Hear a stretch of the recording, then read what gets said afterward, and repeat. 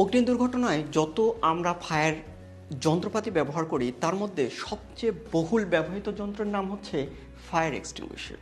So এই fire extinguisher যখন আপনি ইউজ করেন বা আপনার ওয়ার্ক স্টেশনে থাকে, আপনি কি আসলে এটা ইউজ করতে পারেন? ইয়েস, যদি পারেন ভালো, আর যদি না পারেন আমরা এই ভিডিওতে কিভাবে এটা ইউজ করতে হয় এবং কোন জায়গায় কি জিনিসগুলো আছে সেগুলো নিয়ে আলোচনা করব। সো এই ফায়ার এক্সটিংগুইশার বিভিন্ন ধরনের হতে পারে। আমাদের এটা হচ্ছে স্ট্যান্ডার্ড, হচ্ছে এই ফায়ার এক্সটিংগুইশারের মধ্যে যে পাউডারটুকু থাকবে মিনিমাম 5 কেজি, এটা হচ্ছে স্ট্যান্ডার্ড, এর কম বেশি থাকতে পারে। আমাদের বাসা বাড়ির জন্য যেটা আমরা ইউজ করি সেটাতে 2 কেজি পর্যন্ত ফায়ারের যে উপাদান বা পাউডার সেটা থাকতে পারে। বাট আরএমজি ইন্ডাস্ট্রি বা অন্যান্য ইন্ডাস্ট্রির জন্য স্ট্যান্ডার্ড হচ্ছে 5 কেজি। সো এই ফায়ার এক্সটিংগুইশার মধ্যে বিভিন্ন ধরনের কেমিক্যাল থাকতে পারে এবং এটা 4 ধরনের সাধারণত আমরা আরএমজি ইন্ডাস্ট্রিতে ইউজ করে থাকি। 4 ধরনের জিনিসগুলো আমরা একটু দেখি, তো এটার পরিচিতগুলো দেখব এবং এটা কিভাবে ব্যবহার করতে হয় তা নিয়ে আমরা এই ভিডিওতে আলোচনা করব। সো আমরা একটু দেখি ফায়ার এক্সটিংগুইশার কত ধরনের হয়। ফায়ার এক্সটিংগুইশার সাধারণত 4 প্রকারে আমরা দেখে থাকি। ওয়াটার টাইপ, এটা হচ্ছে এই ফায়ার এক্সটিংগুইশারের মধ্যে শুধুমাত্র পানি থাকবে। সো বর্তমানে যদিও এইটার ব্যবহার একদমই কমে এসছে, কারণ ফায়ার এক্সটিংগুইশার 5 কেজি বা 7 কেজি পানিতে আমরা কি করব, কারণ আমাদের যদি কোনো ফায়ারের অ্যাক্সিডেন্ট ঘটে যায় তাহলে সেক্ষেত্রে অনেক পানির দরকার, ওই 5 কেজি বা 10 কেজি পানি দিয়ে কোনো লাভ নেই। এই জন্য ওয়াটার টাইপ ফায়ার এক্সটিংগুইশার বর্তমানে ব্যবহার নেই বললেই চলে। এরপরের যে এক্সটিংগুইশার টাইপ আমরা দেখি সেটা হচ্ছে CO2।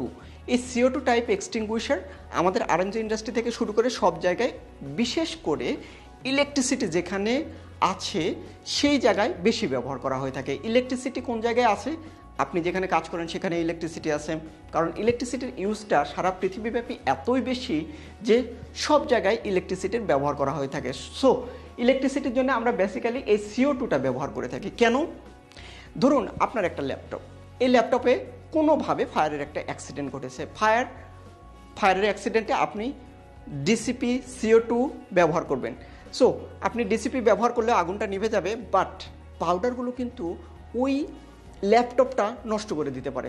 বাট আপনি CO2 ব্যবহার করেন, কিছুক্ষণ পরে গ্যাসটা কী হবে, আগুনটাও নিভে যাবে, গ্যাসটা ওখান থেকে চলে যাবে, আপনার যন্ত্রটা ভালো থাকবে। এই জন্য বলা হয়, সাজেস্ট করা হয় কোনো জায়গায় যদি ইলেকট্রিসিটির নিয়ে কাজ করা হয় বেশি, সেই জায়গায় CO2 রাখার জন্য। এবং CO2 টাইপ আমাদের আরএমজি ইন্ডাস্ট্রি থেকে শুরু করে সব ইন্ডাস্ট্রিতে বহুল ব্যবহৃত। সো দ্বিতীয় টাইপ হচ্ছে CO2, তৃতীয় হচ্ছে ডিসিপি, ডাই কেমিক্যাল পাউডার। সবচেয়ে বেশি ব্যবহার করা হয় ডিসিপি, এবং ডিসিপিটার প্রাইসটাও একটু কম। এটা আরএমজি ইন্ডাস্ট্রি সবচেয়ে বেশি ব্যবহার করা হয়, বাসা বাড়িতেও এটা ব্যবহার করা হয়। এটার স্ট্যান্ডার্ডটা আমি আগেই বলছিলাম, ভিতরে যে কেমিক্যালটা থাকবে সেই কেমিক্যালটা 5 কেজি হচ্ছে স্ট্যান্ডার্ড, কম বেশি থাকতে পারে। এরপরে যেটা হচ্ছে ফোম টাইপ, এটা কম ব্যবহার করা হয়, বিশেষ করে কেমিক্যাল যেখানে থাকে, বি ক্লাসের আগুন যেখানে বেশি, সেই জায়গায় ফোম টাইপ এক্সটিংগুইশারটা ব্যবহার করা হয়ে থাকে। তাহলে আমাদের এই 4 ধরনের ফায়ার এক্সটিংগুইশার আমরা দেখতে পাই। এর মধ্যে সবচেয়ে বেশি ব্যবহার ইলেকট্রিসিটির কারণে, আপনি CO2 এবং ডিসিপি সব ধরনের আগুনে। এটার আরেকটা নাম আছে ABC, মানে এ ক্লাসের আগুনে দিতে পারবেন, বি ক্লাসের আগুনে দিতে পারবেন, সি ক্লাসের আগুনে দিতে পারবেন। এই জন্য ডিসিপির আরেকটা নাম হচ্ছে ABC। এরপরে ফোমটা বিশেষ করে যেখানে কেমিক্যাল সংরক্ষণ করা হয়, কেমিক্যালের আগুনে আমরা সবসময় ব্যবহার করার জন্য সাজেস্ট করি, সেটা হচ্ছে ফোম টাইপ। এই ফোমটা হচ্ছে মেটাল ফায়ারের ক্ষেত্রেও ব্যবহার করা হয়ে থাকে। সো এই 4 ধরনের যন্ত্রই আমরা মোটামুটি দেখে থাকি ফায়ার এক্সটিংগুইশার। এই ফায়ার এক্সটিংগুইশার একটু পরিচিতটা দেখে আসি। হ্যাঁ, এই ফায়ার এক্সটিংগুইশার পরিচিতি কেন আপনার পরিচিতি জানা দরকার। এটা যখন আপনি বিপদের সময় ব্যবহার করবেন, যদি এটা কিভাবে ইউজ করতে হয় বা কোন পার্টের কি নাম সেটা যদি আপনি না জানেন, ব্যবহার করতে পারবেন না। অনেক এক্সাম্পল আছে। আমি আরএনজি ইন্ডাস্ট্রিতেই অনেক ধরনের উদাহরণ দেখেছি যে একটা আগুন লেগেছে, আগুন লাগার পরে দেখা যাচ্ছে যে আগুনের পরবর্তী ইনভেস্টিগেশনে দেখা যাচ্ছে যে ওই জায়গায় যে জায়গায় আগুনের ঘটনাটা ঘটেছে ওই জায়গায় অনেকগুলো ফায়ার এক্সটিংগুইশার পড়ে আছে। পরে জানা গেল যে ওখানে যে লোকগুলো ছিল সেই লোকগুলো ওই ফায়ার এক্সটিংগুইশারগুলো ধরে ধরে আগুনের মধ্যে ফেলাই দিয়েছে। তার মানে ওনারা ভেবেছে এই ফায়ার এক্সটিংগুইশারটা যদি আগুনের মধ্যে ফেলাই দেওয়া যায় তাহলে আগুনটা নিভে যাবে। Quite foolish, right? সো এই যে ফায়ার এক্সটিংগুইশার, এটা আপনি আগুনের মধ্যে ফেলাই দিলে কিন্তু হবে না, এটাকে একটা ইউজ করতে হবে। এটা ইউজ করার নিয়ম আছে। ইউজ করার আগে আপনাকে জানতে হবে এটার পার্টসগুলো সম্পর্কে। এই পার্টসগুলো একটু জেনে নিই। সো পার্টসের প্রথম যে জিনিসটা, এই উপরে যেটা দেখেন পাখির ঠোঁটের যে জায়গায় উপরের অংশ যেটাকে আমরা বলছি, এই জায়গাটাকে বলা হয় অপারেটিং লিভার। অপারেটিং মানে কি, অপারেট করা যায়, ওটা দিয়ে আসলে ওখানে যদি আপনি চাপ দেন তাহলে পাউডার বের হয়ে আসবে। সো এটাকে বলা হয় অপারেটিং লিভার। তাহলে এই উপরের অংশটাকে বলা হয় অপারেটিং লিভার। এরপরে দেখেন এখানে একটা সেফটি পিন আছে। Safety pin, safety pin means আপনার এই দুটো তো এমনভাবে থাকে একটু চাপ পড়লে কিন্তু বের হয়ে আসতে পারে। তো মাঝখানে একটা সেফটি পিন দেওয়া থাকে, যে সেফটি পিনটার কারণে ওটা আপনি চাপ দিলেও হবে না। কি করতে হবে, সেফটি পিনটা খুলতে হবে, তারপরে চাপ দিতে হবে। তার মানে মাঝে একটা অংশ থাকবে, সেটাকে বলি আমরা সেফটি পিন। এরপরে নিচের যেটা, এটাকে বলি ক্যারি হ্যান্ডেল। হ্যাঁ, এটাকে আমরা হাতে করে নিয়ে যেতে পারি বা যে কোনো জায়গায়। এটা পোর্টেবল ফায়ার এক্সটিংগুইশার। এটাকে ক্যারি করার জন্য নিচের যে অংশ, এটাকে বলে আমরা ক্যারিং হ্যান্ডেল। এরপরে দেখেন এখানে একটা মিটার আছে, এটাকে প্রেশার ইন্ডিকেটর বলা হয়। প্রেশার ইন্ডিকেটরের দুটো রং আছে, একটা হচ্ছে সবুজ আর একটা হচ্ছে লাল। এই সবুজের মধ্যে যদি ঘড়ির কাঁটাটা থাকে তাহলে আপনি বুঝবেন এটার মধ্যে যে কেমিক্যালটুকু আছে সেটা আপনি ব্যবহার করতে পারবেন এবং ওটা ব্যবহার করলে আগুন নিভে যাবে। এখন যদি এই ঘড়ির কাঁটাটা কোনোভাবে রেডের মধ্যে ঢুকে যায় তাহলে বুঝতে হবে এটার মধ্যে যে কেমিক্যালটা আছে কেমিক্যালটা নষ্ট হয়ে গেছে, এটার মধ্যে প্রেশার নেই, আগুনে ব্যবহার করেও কোনো কাজ হবে না। আমাদের ইন্ডাস্ট্রি থেকে শুরু করে বাসাবাড়ি, ওয়ার্ক স্টেশনে বেশিরভাগ ক্ষেত্রে দেখা যায় খুবই হাস্যকর যে ফায়ার এক্সটিংগুইশার একটা ঝুলানো আছে, বাট এটার কার্যকারিতা নাই, দেখবেন রেডের মধ্যে চলে গেছে। সো এটা প্রতি বছর এবং প্রতি মাসে এটা চেক করা উচিত। চেক করার পরে এই জায়গাটা একটা রেড টিক চিহ্ন থাকবে যে আসলে এটা চেক করা হয়। কিন্তু অত্যন্ত দুঃখের বিষয় আমাদের বাংলাদেশে এগুলো থাকে, কিন্তু এগুলোর আসলে ইউজ করার জন্য বা মেনটেন করার জন্য যে ধরনের দক্ষ লোকবল দরকার তা আমাদের একদমই নেই বললেই চলে। সো এই প্রেশার ইন্ডিকেটরটার কাজ হচ্ছে আপনার এটা ঠিক আছে কি না সেটা চেক করা। এরপরে আরও কিছু পার্টস আছে, দেখেন এটাকে বলা হয় হাই প্রেশার হোজ। যখন আপনি এটা অপারেটিং লিভারে চাপ দিবেন তখন এটা দিয়ে আপনার কি হবে, পাউডারগুলো বের হয়ে আসবে কিংবা ফোম বের হয়ে আসবে কিংবা আপনার CO2 বের হয়ে আসবে। এইটাকে বলা হয় হাই প্রেশার হোজ। এটা কিন্তু দেখবেন ABC বা DCPর ক্ষেত্রে এক ধরনের, আবার CO2র ক্ষেত্রে আরেক ধরনের। CO2তে হর্ন থাকে, হ্যাঁ, মাইকের মতো বড় একটা মুখ থাকে, ওইটা CO2 ব্যবহার করলে কিন্তু একটু আমরা যদি আগেরটাতে যাই তাহলে একটু লক্ষ্য করতে পারবো। এই যে CO2-র হর্নটা কিন্তু একটু বেশ বড় টাইপ থাকে। এই বড় টাইপ থাকার কারণ হচ্ছে কি, যখন এটা ব্যবহার করবেন অনেক শব্দ হয়, অনেক বেশি প্রেশারে এটা আসে, এই জন্য এই হর্নটা থাকে। আর ডিসিপির ক্ষেত্রে এই জিনিসটা থাকে না, এটা ছোট্ট একটা নজেল থাকে, এটা দিয়ে আপনার ডিসচার্জ হয়, এটাকে ডিসচার্জ পাইপও বলা হয়। সো এটাকে নজেলও বলা হয়, ডিসচার্জ পাইপও বলা হয়। এটাই হচ্ছে আসলে বেসিক এইটার সম্পর্কে ধারণা।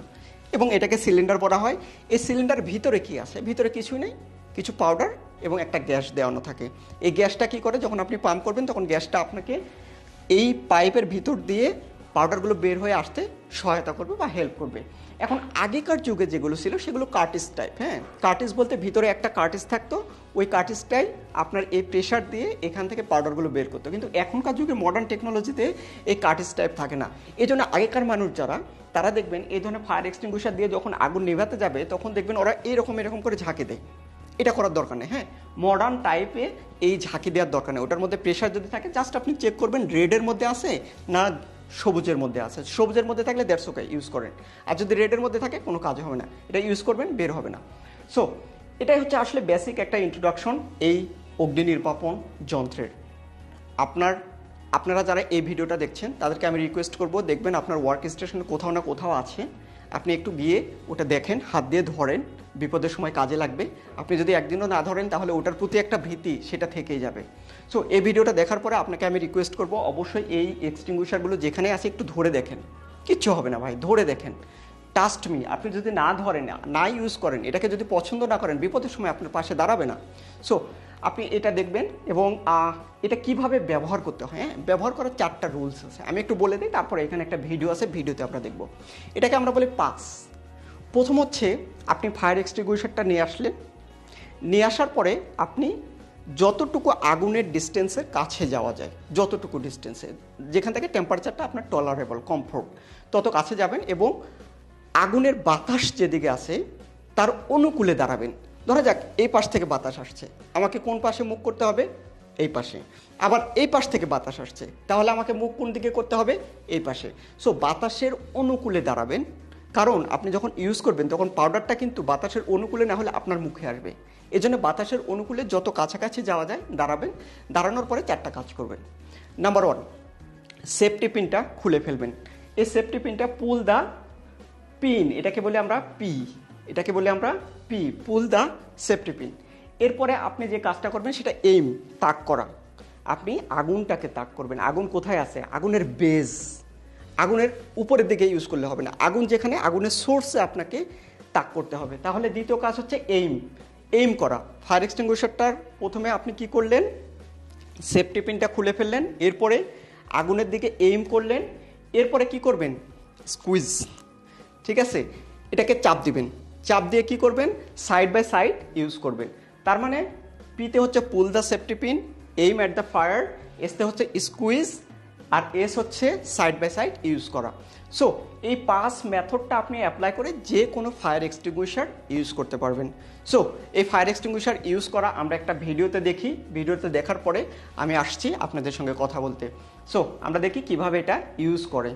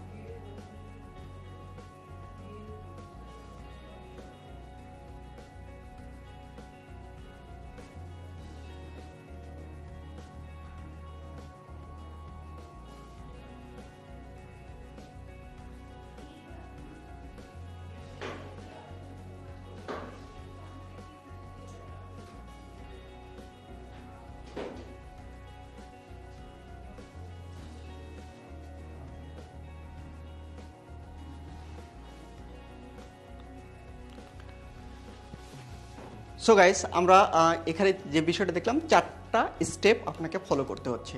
প্রথমে সেফটি পিনটা খুলবেন, এরপরে আগুনের দিকে তাক করবেন, ফায়ার এক্সটিংগুইশারের উপরের যে অপারেটিং লিভারটা আছে, অপারেটিং লিভারটাকে চাপ দিবেন এবং সাইড বাই সাইড ইউজ করবেন। Very simple. আগুনের বিপরীত পাশে একটু দাঁড়াবেন, আগুনের অনুকূলে, বাতাসের অনুকূলে দাঁড়াবেন যেন পাউডারটা আপনার গায়ে না লাগে। সো এটা যদি আপনি ইউজ করতে পারেন তাহলে আগুন কিন্তু ছোট থেকেই বড় হয়।